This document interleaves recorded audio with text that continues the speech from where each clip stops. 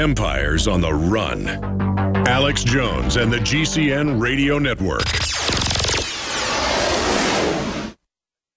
Hi folks, Alex Jones here with some important information. I want to tell you about Matt Redhawk and his team of patriots over at My Patriot Supply. Several years ago, Matt was sitting in his two-bedroom apartment, frustrated with the direction this country was headed and the charlatans willing to sell us out for a quick buck. Deciding to take action, a company run by patriots for patriots was born. My Patriot Supply has never taken a loan or accepted outside funding. They now operate 2 distribution facilities and employ over 50 hardworking American men and women. It is rare to find companies who practice what they preach. And that's why I stock my pantry with high-quality storable foods from My Patriot Supply. Go to mypatriotsupply.com/Alex today for special offers on emergency food storage, or call their preparedness specialist at 866-229-0927. That's 866-229-0927. Do business with someone who shares your values. mypatriotsupply.com/Alex.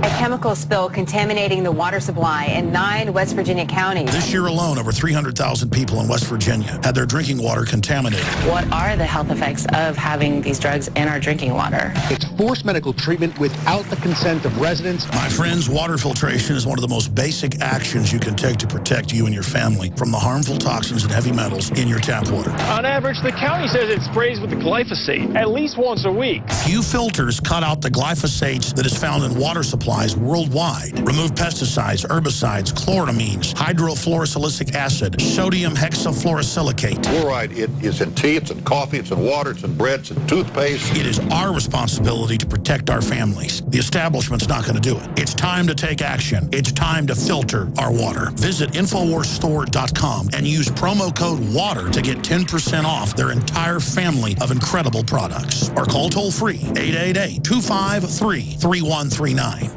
This is Leanne McAdoo for InfoWarsLife.com. I'm here with Dr. Edward Group, Master Herbologist and Chief Formulator behind the InfoWars Life products. Dr. Group, what have you been hearing from women who've started taking Super Female Vitality? You know, we've heard the reviews and feedback from Super Male Vitality, from emails to even excited callers on the radio. Now, the answer for women is here. A new formulation specifically designed for the female body, Super Female Vitality, delivers 10 key herbs that work synergistically to revitalize the unique biology of women. I'm so glad that you guys made this for women. When he brought me home the bottle of Super Female, I had tons of energy, tons of motivation, a lot of drive. My husband thinks I've been in a better mood. Our relationship, all I can say is it's a lot better now. I've just started taking Super Female Vitality from InfoWarsLife.com. Supplies are limited, so secure yours today at InfoWarsLife.com, InfoWarsStore.com, or dial 1-888-253-3139.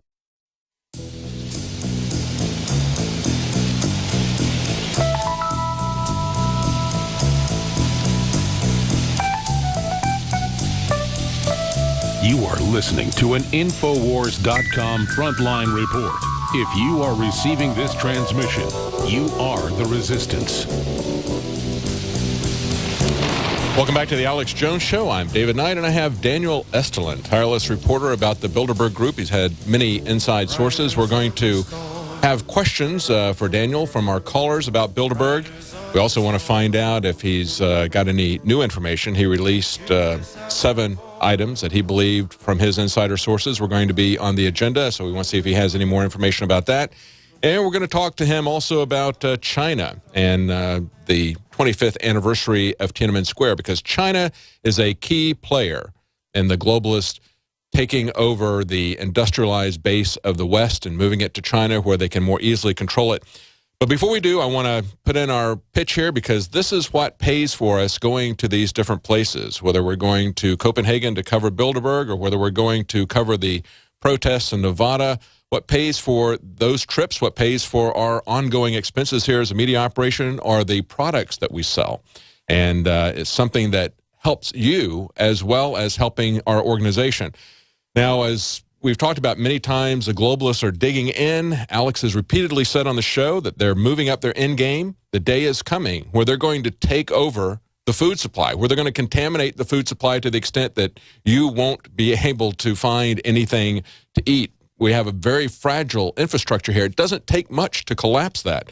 But patriots everywhere are getting prepared. They're doing it with MyPatriotSupply.com, which offers high-quality survival gear and is the home of the Patriot Pantry line of emergency food storage. It's delicious, easy to prepare, put together with GMO-free crops, storable for up to 25 years. My Patriot Supplies develops space-saving, secure food storage bins, unlike the flimsy plastic pails that you find almost anywhere else. Visit MyPatriotSupply.com/Alex today for special offers. That's MyPatriotSupply.com/Alex. The globalists are counting on you to be unprepared, so fight back. Get prepared at MyPatriotSupply.com/Alex today. Now, we want to go to some callers and take their calls, but just before we do, I want to ask Daniel, what do you make of these 25 years with Tiananmen Square and how the globalists, how Rockefeller has admired Mao and the Chinese communists, how he spoke in glowing terms of them, even after the Cultural Revolution starved millions of them, perhaps tens of millions of them, completely eviscerated the middle class, the sorts of things that we see could possibly happen with contamination of our food supply by the large corporations, or the kinds of things that are coming out of Bilderberg. Daniel, did you want to say something about China today? I wanted to, because we are talking about the 25th anniversary of Tiananmen Square. Now, to most people old enough to have seen it on television, the Tiananmen Square student protest in Beijing in June 1989 shrouded in the image of the CNN, this lonely protester with a shopping bag, dressed in a white shirt and black trousers, blocking a column of tanks. Yeah. What few people realize is that Tiananmen was an early attempt by the United States intelligence to interfere in the internal affairs of People's Republic of China, and also to implement what later came to be called color revolutions. You could also call them made in America coups. Similar color revolutions were later run by Washington and Serbia against Milosevic, in Ukraine with the so-called Orange Revolution, Georgia's Rose Revolution that unseated Eduard Shevardnadze, and also other geopolitical destabilizations aimed at creating Washington-friendly regime changes. It has very little to do with, with popular protests. It has nothing to do whatsoever with spontaneous revolutions. There's no such thing as a spontaneous revolution. These are well-planned, very expensive revolutions or coup d'etats made in America. Yeah, that's what they were talking about at Bilderberg. I'm sure they were talking about what's going on in the Ukraine, and we've had admissions by the State Department that they have spent billions of dollars to get that started in the Ukraine, and now they're going to be spending over $1 billion. Obama has pledged that to the Europeans, that he's going to give them $1 billion to essentially provoke a new arms race and a new Cold War. That's what's going to come out of this. I'm sure the military-industrial complex is going to love that. Well, I can tell you that, there's some very interesting discussions going on at the Bilderberg conference. Now, we've talked, the last time was on the Alex Jones show, just before the meeting, that one of the agenda items, obviously, we didn't even need Bilderberg to tell us that, they were going to discuss the whole deal with Russia and the Chinese, but the point was how to keep Putin in place and away from causing damage to the international globalist order. Now, the European and American Bilderbergers this time around, for the first time since 2002, went at each other's throats to a certain extent. Back in 2002, Jim Tucker reported it back then, they were at each other's throats for the whole thing about the war, upcoming war in Iraq. This time around, it was China and Russia. Now, the European Bilderbergers were saying to the American Bilderbergers, okay, you want us to impose sanctions? We did. And now, not only did we impose sanctions without any effect whatsoever, but the Russians and the Chinese, through the back door, made a deal. And this deal is worth $400 billion. It's an enormous gas deal. So what are we going to do now? Because in the end, if you want us to impose more sanctions, the European Bilderbergers are saying to the American Bilderbergers, it's going to hurt our economy, not you. And the Americans are saying, we need you to stay together with us because we need to hurt Putin. Now, there's some silver lining to this deal because, again, on the one hand, Bilderberg does agree. It's a nightmare scenario, China and Russia working together, and now Iran also joining the fray. So you have China, Iran, and Russia working together. It's a very difficult deal to sabotage, the China-Russia gas deal, because you cannot get to the actual pipeline because they're so far inland that they cannot be sabotaged. And needless to say, it's a deal which came in just in time for Putin. It shows, on the one hand, that Putin does have allies, to seek to blunt Western sanctions over Ukraine.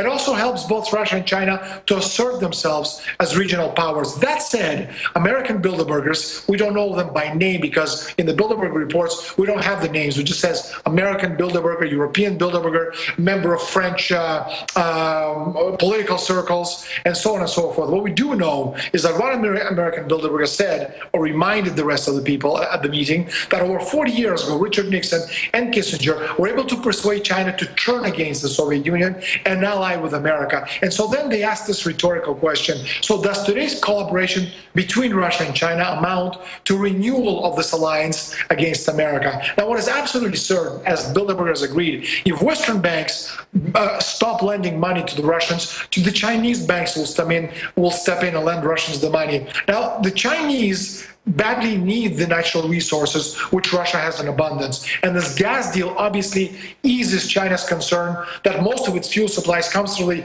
strategic choke point of the Straits of Malacca that Americans can close at any point if there are real hostilities between the United States and China. And this deal also enables China to move away from burning so much of its coal that pollutes the air in the Chinese city. Now, despite that, these are obvious advantages for the Chinese and the Russians. The Russians and the Chinese have some very important differences which they need to overcome. And one of these differences is the fact that Bilderbergers are convinced that the Chinese, taking advantage of Putin's predicament, drove a very hard bargain, knocking down the price, something which left the Russians with a bad taste in their mouths. Now, another thing is that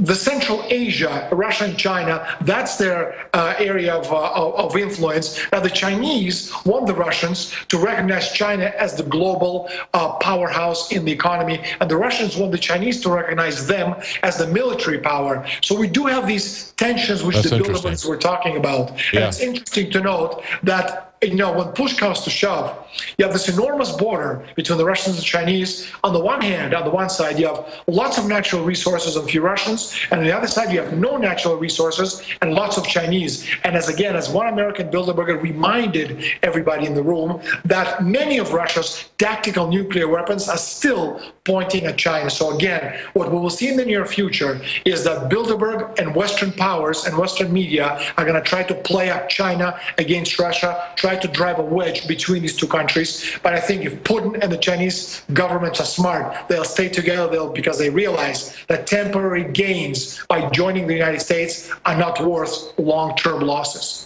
Fascinating analysis. I want to give the callers a chance to ask some questions. Let's go to Anthony in Florida. Anthony, do you have a question about Bilderberg for Daniel Estulin? Hello? Hello, Anthony. Do you have a question for Daniel Estulin about Bilderberg? Actually, I have a comment. Okay. I think that the globalists are actually becoming quite sloppy when it comes to conducting their